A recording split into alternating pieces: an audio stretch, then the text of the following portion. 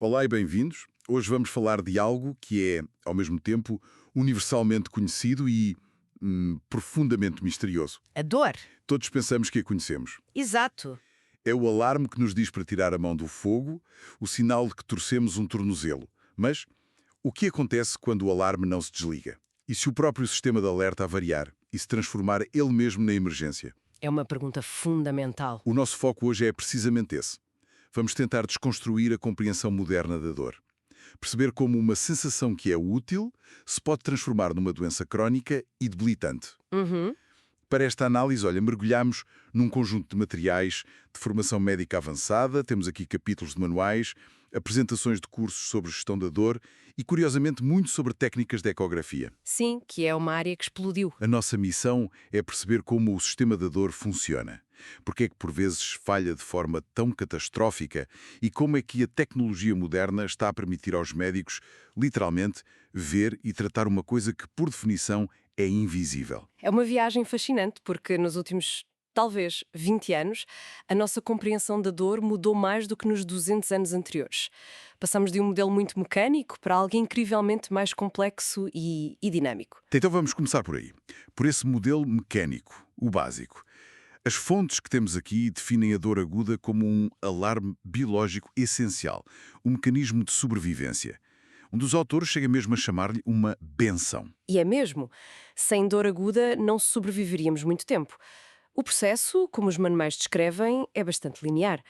Começa com a transdução. Certo. Temos sensores especiais nas nossas terminações nervosas, os nociceptores, que detectam o estímulo nocivo, um corte, calor excessivo, pressão e convertem-no num sinal elétrico. Como um microfone a converter som em eletricidade. É uma analogia perfeita, exatamente. Depois vem a transmissão. Esse sinal elétrico viaja como um telegrama pelas fibras nervosas até à medula espinal. Que funcionam como uma central telefónica. Isso mesmo, retransmite a mensagem para várias áreas do cérebro. E, finalmente, a percepção. É no cérebro que o sinal é interpretado. É o cérebro que decide isto dói e qual a intensidade e a qualidade dessa dor. E, idealmente, o alarme desliga-se quando a lesão cicatriza. Exatamente. É uma resposta fisiológica a uma lesão nos tecidos. Num dos capítulos, a dor é chamada de quinto sinal vital, ao lado da temperatura, pulso, pressão arterial e frequência respiratória. Isso parece-me, bem, uma mudança de paradigma enorme. Foi gigantesca. Não é apenas um sintoma, é um dado fundamental. Foi uma mudança que ganhou força nos anos 90. Significou que os profissionais de saúde passaram a ter a obrigação de perguntar sobre a dor, de a medir numa escala, de a registar. E de a tratar. Certo. Deixou de ser algo que o paciente tinha de, sei lá, aguentar estoicamente, passou a ser vista como um indicador crítico de que algo está errado no organismo, tal como a febre indica uma infecção. Ok, então essa é a dor como bênção, o sistema a funcionar como deve ser. Mas, como já dissemos, as nossas fontes dedicam a maior parte do tempo ao que acontece quando o sistema se descontrola. Pois. E é aqui que a bênção se torna naquilo que uma das apresentações chama, sem rodeios, de maldição. A dor crónica. Dor que persista por mais de 3 a 6 meses, ou seja, para além do tempo normal de cicatrização dos tecidos. E aí acontece uma transformação. Acontece a transformação crucial. A dor deixa de ser um sintoma de uma lesão e passa a ser uma doença por si só. O problema já não está no pé torcido ou nas costas lesionadas. O problema está no próprio sistema nervoso que processa a dor. Espera aí um pouco. Se a lesão original já sarou, mas a dor continua, isso quer dizer que o sistema nervoso está a inventar o sinal ou está preso num loop. As fontes falam aqui num conceito que parece central para tudo isto: neuroplasticidade. Exato. Isso significa que o próprio sistema nervoso está a mudar fisicamente. Exatamente. Preso num loop é uma ótima maneira de descrever o processo. E sim, está a mudar fisicamente. A neuroplasticidade é essa capacidade incrível que o nosso sistema nervoso tem de se reorganizar, de mudar a sua estrutura e função em resposta a experiências e estímulos. É o que nos permite aprender, certo? Formar memórias. Precisamente. Mas no caso da dor crónica, essa plasticidade torna-se mal adaptativa. Como assim? Bem, imagine um caminho pouco usado numa floresta. No início, são só algumas pegadas na relva, mas se milhares de pessoas passarem por esse mesmo caminho todos os dias durante meses, ele transforma-se numa vala funda e larga. Vir uma autoestrada. Viram uma autoestrada. É isso que os sinais de dor constantes fazem às vias neuronais, na medula e no cérebro. Eles escavam uma autoestrada para a dor. E o sistema torna-se tão eficiente a transmitir dor que começa a fazê-lo com muito pouco ou mesmo nenhum estímulo. A isso chamamos sensibilização central. É como se o botão do volume do alarme ficasse preso no máximo e o sistema ficasse tão sensível que ia até uma corrente dar o dispara. É isso mesmo. E isso leva a fenómenos bizarros. Um estímulo que normalmente não seria doloroso, como o toque leve de um lençol na pele, passa a ser interpretado pelo cérebro como dor intensa. A isso chamamos alodinia. Isto não é psicológico? De todo. Um dos comentários mostra estudos de ressonância magnética funcional que são impressionantes. Vemos literalmente alterações na densidade da matéria cinzenta em áreas do cérebro de pacientes com dor crónica. O cérebro muda de forma. Isso é incrível. E o que é ainda mais espantoso é que essas alterações podem ser reversíveis se a dor for tratada com sucesso. Isso é uma mudança de perspectiva brutal. Quer dizer, a dor crónica não é uma falha de caráter, mas uma alteração fisiológica do sistema nervoso.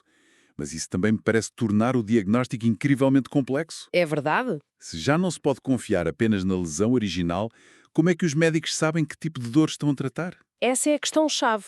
E levou a um novo sistema de classificação que as nossas fontes detalham. Um sistema que se foca no mecanismo por trás da dor, não apenas na sua duração ou localização. E isso é mais útil para o tratamento? Muito mais útil. Basicamente, dividimos a dor em 3 grandes categorias. A primeira é a mais familiar, a dor nociceptiva. A dor normal, do dia a dia, por assim dizer. Exato! É a dor que resulta de uma lesão real e contínua nos tecidos.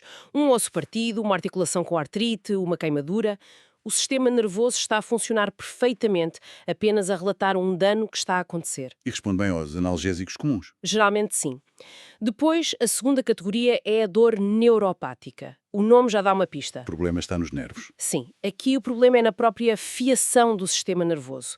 A dor neuropática resulta de uma lesão ou doença que afeta diretamente os nervos, a medula espinhal ou o cérebro. Pense na dor persistente após uma crise de zona ou na sensação de queimadura nos pés de um diabético. Aqui, os nervos estão a enviar sinais de dor anormais, espontâneos, sem que haja qualquer lesão no tecido que eles servem. Os doentes descrevem-na com palavras muito distintas. Queimadura, choque elétrico, formigueiro doloroso, facadas. Ok. Essas duas categorias fazem sentido. Ou o problema está no tecido ou está nos nervos. Mas as fontes apresentam uma terceira categoria, que parece ser mais recente e, francamente, a mais intrigante. A dor nociplástica. Ah, sim? Estou a ter dificuldade em perceber isto. Se não há dano no tecido, nem dano nos nervos, de onde vem a dor? Este conceito é talvez a maior revolução na compreensão da dor nas últimas décadas. Veio preencher uma lacuna enorme e, mais importante, validar a experiência de milhões de pessoas com doenças como a fibromialgia ou a síndrome do cólon irritável. Certo. Na dor nociplástica, não encontramos uma lesão tecidual que a justifique, nem uma lesão nervosa comprovada. O problema é uma alteração na função do sistema de processamento da dor. Então é a tal sensibilização central de que falámos, levada ao extremo. O software do sistema nervoso está com um bug. Exatamente, é o exemplo perfeito de neuroplasticidade mal adaptativa.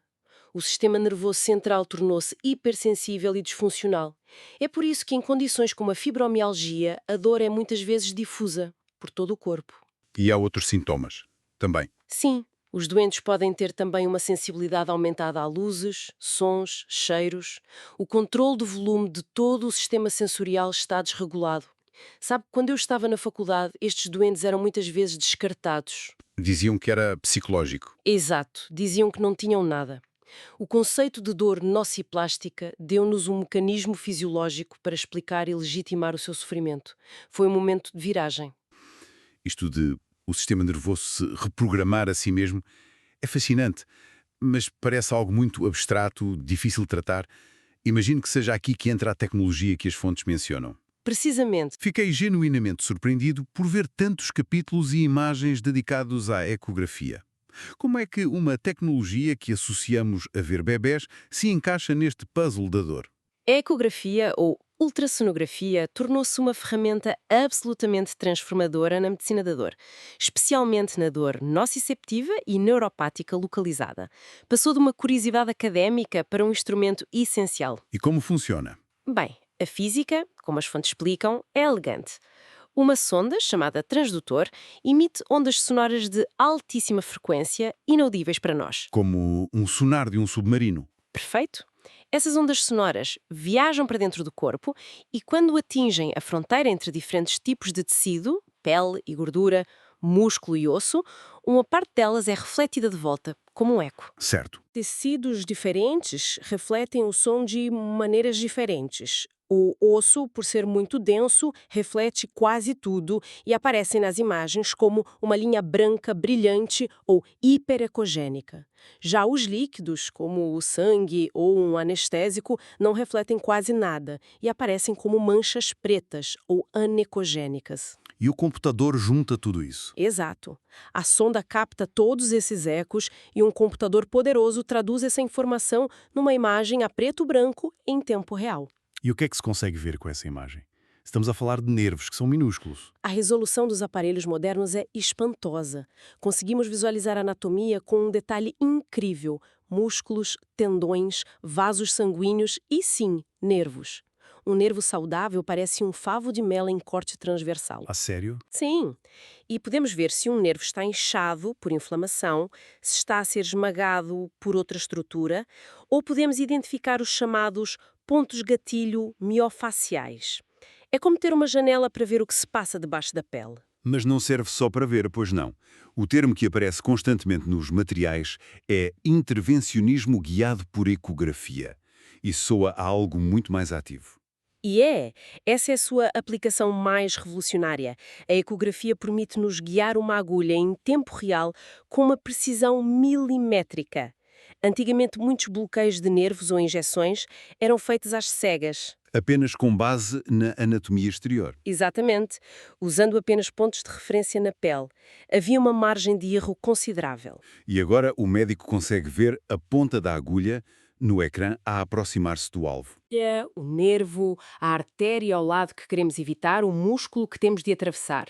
Isto permite-nos administrar medicação, como o anestésico ou um corticoide, com uma precisão cirúrgica. Exatamente onde é necessário. Exatamente. Isto não só maximiza a eficácia do tratamento, como aumenta drasticamente a segurança, porque evitamos picar estruturas que não queremos. As fontes que analisamos estão repletas de imagens e diagramas destes procedimentos, desde o tratamento de uma dor no ombro até ao alívio de uma fascite plantar. É, de facto, intervir sobre o invisível. Então vamos tentar juntar as peças. O que é que isto tudo significa? Começamos com a dor a ser um simples alarme e acabamos a falar da arquitetura mutável do cérebro e de médicos a guiar agulhas com ondas de som. É uma evolução enorme. Para mim, a grande conclusão é que a dor crónica, em particular, não é uma invenção ou fraqueza. É uma doença neurológica real e mensurável. Sem dúvida. A compreensão evoluiu de um modelo linear simplista, a lesão causa dor, para um modelo biopsicossocial incrivelmente mais rico. Este novo modelo reconhece que a experiência da dor é influenciada pela plasticidade do nosso sistema nervoso, pela neuroinflamação. Onde o sistema imunitário interage com os neurónios. Exatamente. E também por fatores psicológicos, como a ansiedade ou a depressão, e fatores sociais, como o isolamento. Deixou de ser um problema de hardware para ser um complexo problema de hardware e software a interagirem. E isso leva-me a um último ponto que as fontes mencionam quase de passagem, mas que me deixou a pensar. É um conceito chamado teoria da neuromatriz. Ah, sim. A teoria de Melzack? A ideia, se bem percebi, é que o nosso cérebro não é um receptor passivo de sinais do corpo. Pelo contrário, tem uma rede neural inata, um mapa do nosso corpo, que gera ativamente a nossa percepção de nós mesmos. Exato. Essa neuromatriz é como o nosso sentido do eu corporal. Ela integra todos os sinais que vêm do corpo, mas também pode gerar essa percepção por si só. É uma das teorias mais fortes para explicar a dor do membro fantasma. Certo. Uma pessoa que perdeu um braço pode continuar a sentir uma dor excruciante nesse braço, que já não existe.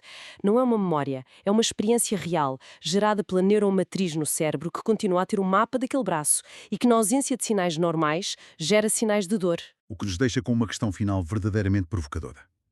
Se a nossa experiência mais fundamental é a experiência do nosso próprio corpo, a localização de um toque, a sensação de uma dor, é, em última análise, gerada e construída dentro das redes neurais do nosso cérebro, até que ponto é que a nossa realidade é uma construção? E se o cérebro pode aprender a criar dor, que potencial existe para o desaprender?